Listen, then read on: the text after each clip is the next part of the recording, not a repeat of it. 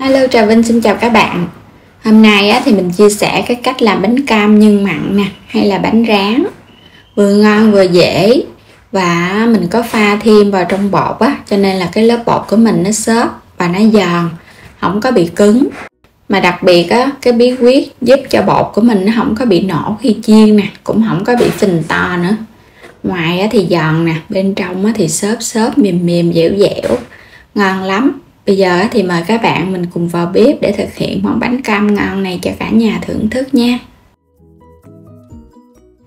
Ở đây mình có dụng củ khoai tây khoảng chừng 200g các bạn gọt vỏ rồi cái mình luộc cho nó chín, hoặc là mình hấp cho nó chín mềm cũng được nữa. Khoai tây hoặc là khoai lang đều được luôn. Vớt lên thì các bạn cho ra cái thau nè, rồi cái mình sẽ tán cho nó mịn ra. Lúc khoai còn nóng mình tán nó nhanh lắm, tán chút xíu là nó mịn nè. Khoai mình đã làm xong, nó dẻo mịn. Tiếp theo là mình dùng chén bột nếp 150g, loại nào cũng được. Bên đây là 50g bột mì đa dụng, 3 muỗng canh đường, thêm chút xíu muối nữa. Rồi sẽ pha bột ha. Cho hết lần lượt 2 loại bột vô trong thau. Cho muối vô luôn nè. Có đường thì cái bánh nó sẽ không có bị nổ khi chiên, và cái vỏ bánh nó vàng đẹp. Các bạn sẽ trộn đều lên.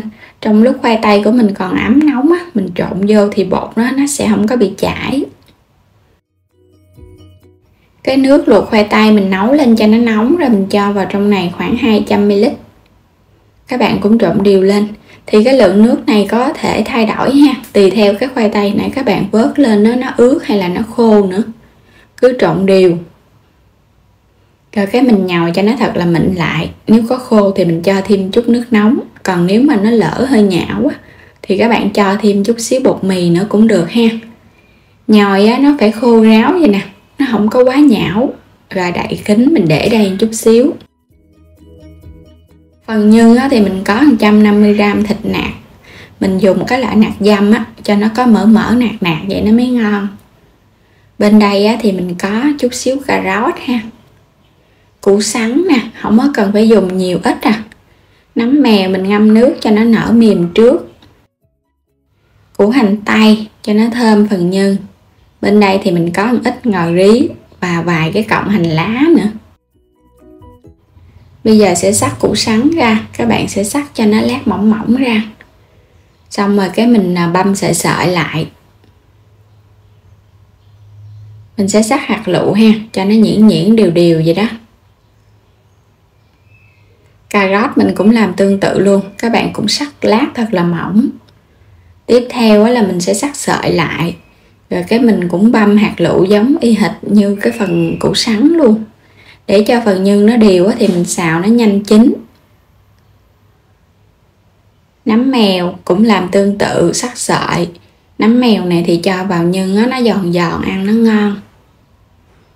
Rồi mình cũng băm xong rồi cái mình để qua một bên. Hành tây thì mình dùng ở đây một gốc tư thôi cắt nhỏ ra. Phần nhân mình chuẩn bị trước vậy nè, xong cái mình đi xào nhân. Hành lá và ngò rí cắt nhỏ. Rồi bây giờ bắt đầu đi xào nhân ha. Cho vào trong chảo 2 muỗng canh dầu ăn. Mình xào cái phần hành tây.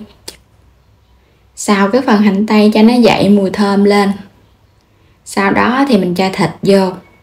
Thịt này thì mình cắt ra nhỏ, không có cần phải băm đâu. Tại vì mình xào nhân nhìn nó ngon hơn. Phần thịt đã săn thơm thì các bạn cho tiếp củ sắn và củ cà rốt vô mình xào cùng luôn ha. Để lửa lớn để cho nhân nó không có bị ra nước. Cho tiếp nấm mèo vô xào luôn nè.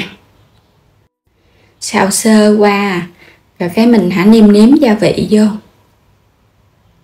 Mình cho vào trong này muỗng canh đường, muỗng cà phê hạt nêm, muỗng canh dầu hào. Xóc đều lên cho gia vị nó thấm vô trong nhân, vẫn để lửa lớn để cho nhân không có ra nước. Quan trọng nhất là nhân không ra nước thì cái bánh không có bị nổ. Tiếp theo là hành lá và ngò, dằn thêm chút tiêu xay nữa cho nó thơm phần nhân ha. Phần nhân của mình vậy là được rồi. Mình để cho nó nguội. Ở đây là mình cho nó qua cái rây nè, để nó rớt cái phần nước xuống hết. Thoa lên trên cái mặt phẳng một ít bột nếp hoặc là bột mì cũng được. Mình cũng cho vào trong bột chút xíu bột nếp nữa ha, để cho cái khối bột của mình nó khô á, nó càng khô là càng ngon. Các bạn không có sợ nó bị cứng, tại vì ở trong bột mình đã pha thêm cái khoai tây rồi đó. Dàn cho nó mỏng ra rồi cái múc nhân vô. Cái lượng bột á, nó sẽ gấp đôi hoặc là gấp 3 cái lượng nhân.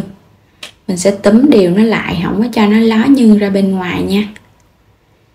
Cái cách làm này á, là nhân phải khô ráo nè, không có bị ra nước. Rồi mình đè xuống nè, để cho không khí ở bên trong á, nó lọt ra bên ngoài hết. Thì khi mình chiên nó không có bị nổ. Các bạn đè nén nó vô vậy nè. Tự động á, cái hơi ở bên trong á, nó sẽ xì ra ngoài. Rồi cái đè dẹp dẹp xuống để tạo cái hình tròn cho bánh. Tiếp theo mình làm một cái nữa, cái bánh hình dài theo cái kiểu bánh rán á. Cũng đè cho nó dẹp dẹp ra ha. Và nhớ cái lượng bột nó phải nhiều, nó bao phủ lượng nhân. Chứ đừng có cho nhân nhiều quá. Cho nhân nhiều quá một chút nữa mình chiên á, cái phần nhân á, nó sẽ bị xì ra bên ngoài, là cái bánh á, đương nhiên nó sẽ bị nổ liền á. Mình cũng vo cho nó dài dài ra. Cái tạo hình thì tùy thích à. Tổng cộng mình làm á, được 12 cái bánh, 6 cái bánh tròn và 6 cái bánh dài với cái lượng bột vậy. Và phần nhân á, thì nó còn dư lại chút xíu á.